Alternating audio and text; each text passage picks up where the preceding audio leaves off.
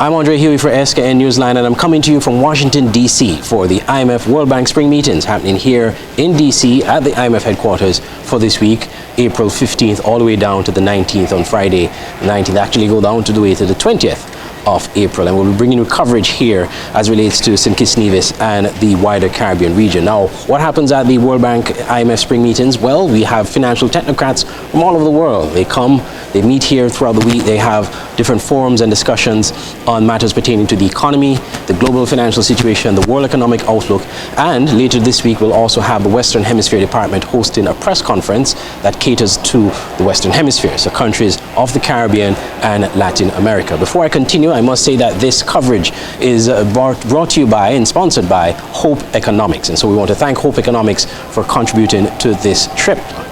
Now let's look at what's happening this week at the IMF Spring Meetings. On Tuesday at 9 a.m. will be the World Economic Outlook. Now this is usually the curtain raiser press conference that is held at all the spring meetings and the fall meetings that they have in October. And this is where the IMF economic professionals, they will come and they will give a synopsis on their outlook for the global economy and what they can expect. And of course, journalists from all over the world, they have an opportunity to ask questions as relates to their part of the world and what are some of the things and the projections and the indicators that they should be looking for as it relates to economic growth. Later on that morning as well, there is the Global Financial Stability Report press conference. Now usually the World Economic Outlook press conference comes first, followed by the Global Financial Stability Report. And again, this too looks at fiscal policies in the various countries and around the world. It looks in from a global standpoint and then look at the different regions of the world. And of course, again, journalists will have an opportunity to ask specific questions.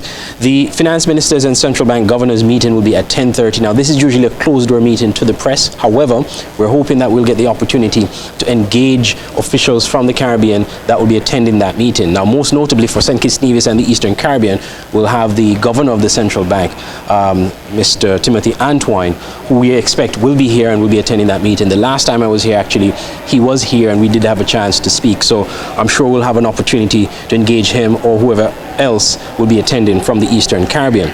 Then later on we look at the, there are also discussions looking at the G24. There's also a high-level capacity development talk looking at matters pertaining to domestic resources and development through global partnerships.